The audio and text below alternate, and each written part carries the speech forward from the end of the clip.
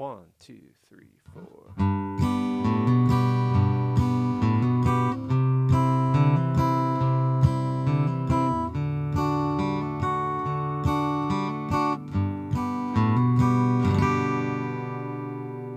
Hey everybody, Gary here with Guitar Tricks, and in this lesson I want to share with you a very simple beginner country guitar chord progression. So in country guitar and simple country songs, the main chords are what we call 1, 4, and 5, the three major chords in any key.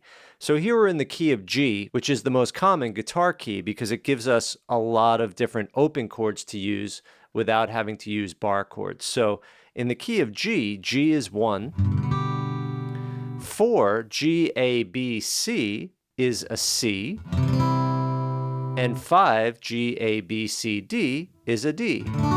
So between G, C, and D, we have the three main chords. Now there's tons of songs that you could play just using these three chords, especially if you have a capo, which allows you to change the key while still using those three chords. Now, you heard me in the intro kind of give it a certain strumming pattern, and I did that hammer-on thing. So I'm going to go over that. That's going to be level 2. We're going to go over 2 different levels on how to play this in a country style. Level 2 is going to have those little hammer-ons, which are very popular in acoustic country music. Before we dive deeper into the lesson, please go ahead and click subscribe so that you get all of the latest and greatest content from Guitar Tricks. And if you want to be notified of any new lesson, be sure to also tap the bell and let us know in the comments any lessons that you'd like to see in the future. That's where we're always looking for ideas. All right, let's get into it. Okay, so the first chord is G. Now there's many different ways to play a G. I was playing it like this. So I wasn't using my index finger. The reason why I like to do that is because when I go to the C chord, I can just take these 2 fingers and just move them down each one string. So to me, it's just the easiest transition. A lot of people don't like to start there because the pinky generally feels weirder for us to use. It's not as dominant as a finger, and we think of our index finger as the most dominant finger, so we feel like we need to always be using it.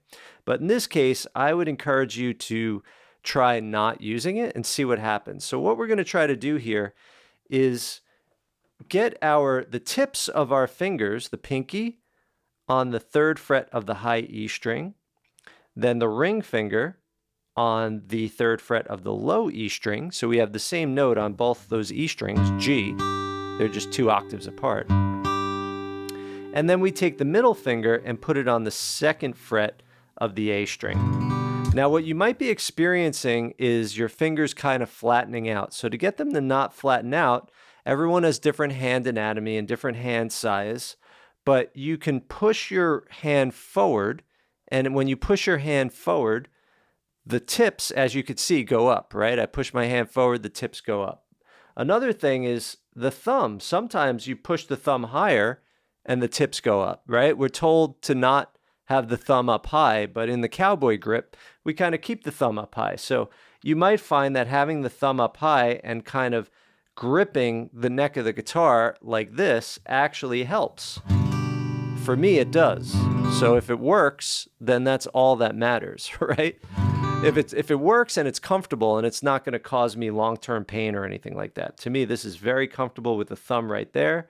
You might need to bring the thumb lower, but the whole thing is trying to get these tips to go straight into the note so that there's like a perpendicular, or so that there's like a 90-degree angle between your fingertip and the fretboard, right? 90 degrees, like an L shape. If it's like this, then, now sometimes what I like to demonstrate is just your pick is sitting right on your finger. If it's like that, the pick will fall off, right? Now on all these chords, we want our fingers to be right behind the fret wire. That requires the least effort and is going to give you the strongest tone. So right behind the fret wire is always a good habit. You don't want it back on the fret wire. I'll just demonstrate. Let's say this note. If I apply minimal pressure, as little pressure possible to get the note to ring out, and then I use that same pressure and I back up. See what starts to happen? So it requires more pressure on the back side of the fret and less pressure right behind the fret wire, because the strings are going at an angle toward the nut. Even though it's a small angle, it makes a difference. So it's always good to get used to being right behind the fret wire. So that's our G. Now, if it's really giving you a lot of trouble, don't worry too much if you mute out the A string. If you mute out the A string, you still have a G chord. It actually doesn't really matter. If you want to do level 2, where we do the hammer on, where we go, then you have to be careful not to hit that string. But if you just want the, then it's okay if you're muting the A string. Totally okay. Now, if you're calling this G, which I call the power G, and the reason why I call it that is because we replace the third of the chord, the note B, which is what makes it a major chord, with the fifth, the note D. And if you play this chord without the A string, it's actually not a G major chord, it's called a G power chord. There's only 2 notes, G and D. G, D, then G, then D, then G. So it has a more open power chord sound, which then, if you want to play a full G, you have to get the A string, because that's the third of the chord. But if you're not doing power G, and you're just doing either this one or this one, then the A string becomes less important to the sound of that chord. Okay, so there's our G. Now, to make sure you're getting the notes that you think you're getting, play the chord one note at a time. If you're muting, let's say the D string by accident, you'll get, right? So then you know, okay, I need to adjust. So you want to be really detail-oriented just to make sure you have your grip exactly how you want, and then it'll start to become muscle memory, and you'll be amazed at just how little tiny adjustments of your hands are all you need to stop muting strings, and you just kind of can get a feel for whether or not you're muting strings. You start to become hyper aware of, is that a string I feel touching my ring finger? You know, even the slightest touch, you start to feel it. Okay, so then we go to the C chord. So all we're going to do for this one now, just drop these 2 fingers down 1 string. So now the ring finger's on the 3rd fret of the A string, the middle finger's on the 2nd fret of the D string, and then put your index finger on the 1st fret of the B string. Now for this chord, it becomes important to not have our hand too much at an angle this way, because then we'll be reaching and it'll get awkward. So we want to kind of have the knuckle line of our hand parallel to the fretboard. This allows our fingers to kind of not be all over here, but really in position. Meaning, if I want, index finger could go on 1st fret, middle finger 2nd fret, ring 3rd, pinky 4th. You see, that's called like being in position, right? Because then I could play like a scale, and my hands are all in order. So the C chord, you're better off trying to get that positional hand placement. Once you get it in position, then again, you want to put the tips of the finger down. Okay? And again, if it's too much like this and your fingers are flat, push that hand forward.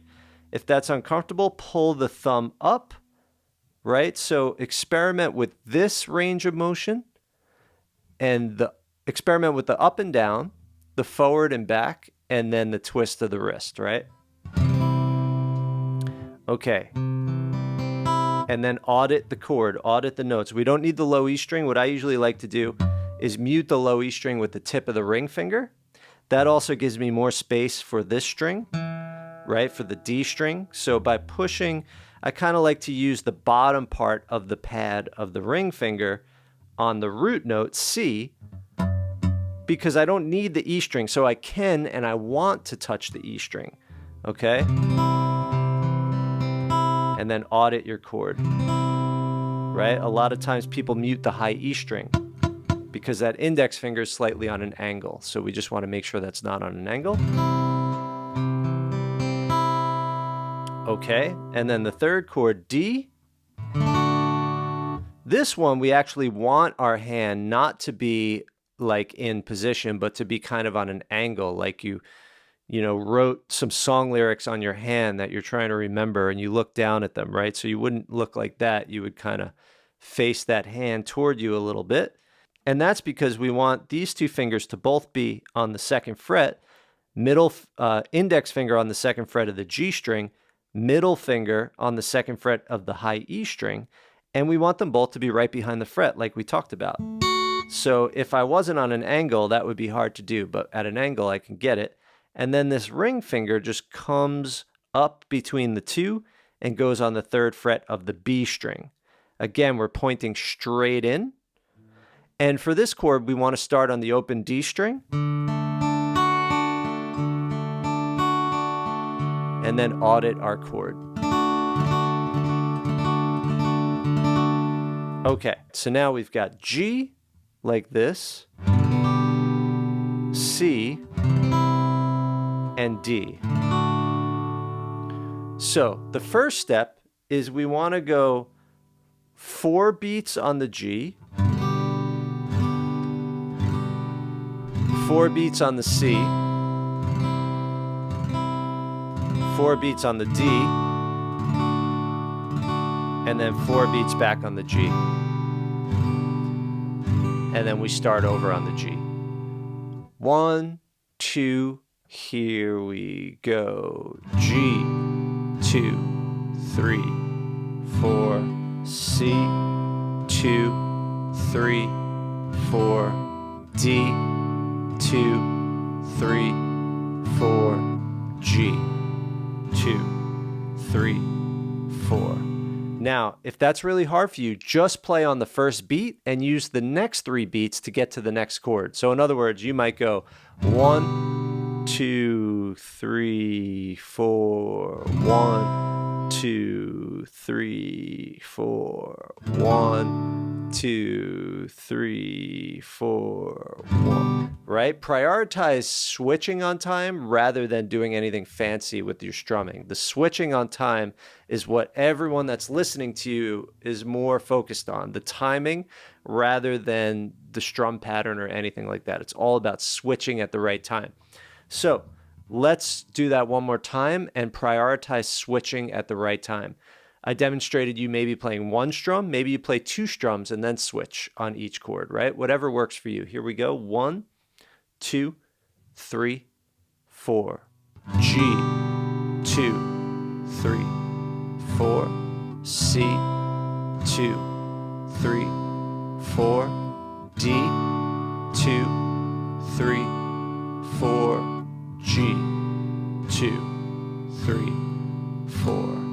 Awesome. All right. Now the next step is to isolate the root note of the chord and then the higher strings like this. So the root note for the G chord is 3rd fret low E string, and then the rest of the chord. The root note for the C string is 3rd fret A string, then the rest of the chord, and then the root note for the D is the open D string, and then back to G. So what we're going to try to do is play the root note on beats 1 and 3, and then the strum on beats 2 and 4, like this. 1, 2, 3, 4. G, 3, 4. C, D, back to G. One more time. Here we go. 1, 2, 3, 4. 1, 2, 3, 4. 1, 2, 3, 4. 1, 2, 3, 4. Cool, right? Okay. That's step 2. Now, if that's hard, do 1 and 2. Use 3 and 4 to switch. Let's demonstrate that. 1, 2, 3, 4. 1, 2, 3, 4. 1, 2, 3, 4. 1, 2, 3, 4. 1, 2, 3, 4. Okay, cool. So now the third step is we're going to add what's called a hammer-on the string right below the root note.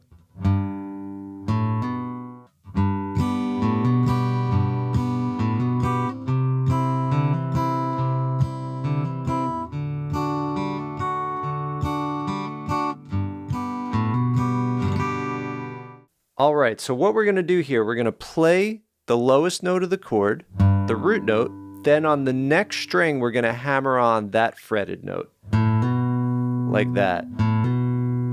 So let's practice the hammer on. So while you're holding down the root note, because that's part of the sound, with the ring finger, you want to take that middle finger, play the open A string, and then you're gonna literally hammer with your middle finger onto the second fret of the A string. So you want that bony tip of your middle finger to, just like a hammer, kind of cock back and then slam right into the note. So, and it's one pick, so I pick the open A string and then I hammer on that second fret. So let's just practice. So we hit the lowest note, then on the next string we do the hammer on. One pick and then hammer. Okay, and now we're gonna add a strum in between the root note and the hammer on, like this. Pick, strum, pick, hammer, strum, pick, strum, pick, hammer, strum. So it becomes especially important with this to keep the fingertips going straight into the notes so that we're not muting any adjacent strings. So you want to make sure this ring finger is not going to touch that A string. And as far as the beat, now we have 1 and 2 and 3 and 4 and. Cool. Then we go to the next chord. Same concept. We hit the lowest note, C, the root of the chord, and then on the next string, we do the open and then the hammer to the second fret with the middle finger. And again, we do root note, strum, hammer, strum again. Root, strum, hammer, strum. Remember, on the hammer, you're picking the open string and then hammering on. You're not picking twice. You're not going, it's one pick. So.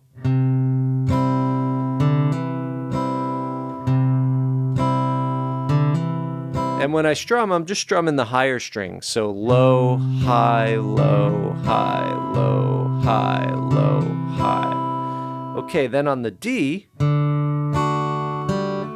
it's the same concept. Open D, strum, then hammer on the open G to the second fret with the index finger.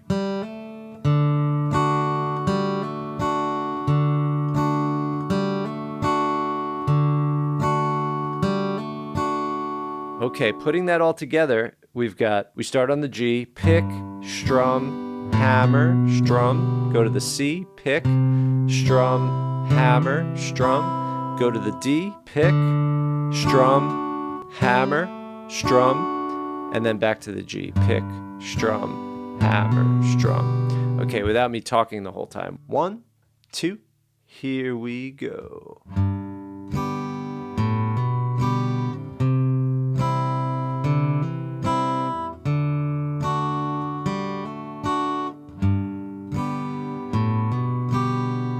Nice. Okay, now right after the hammer on, I'm not going to strum. I'm going to use that time to switch chords. This will be a little easier. 1, 2, here we go.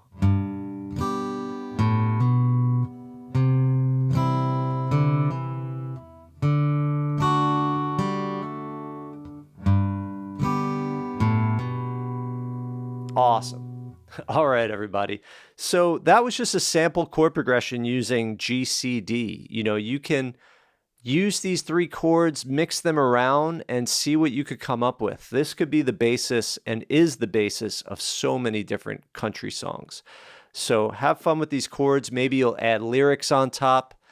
Again, you can just strum them straight. You could add this little strum pattern, whatever works for you.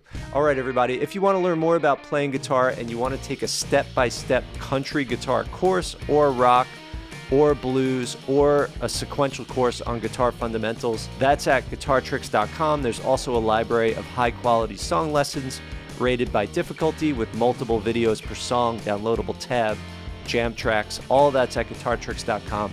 Happy playing, and I'll see you in the next lesson.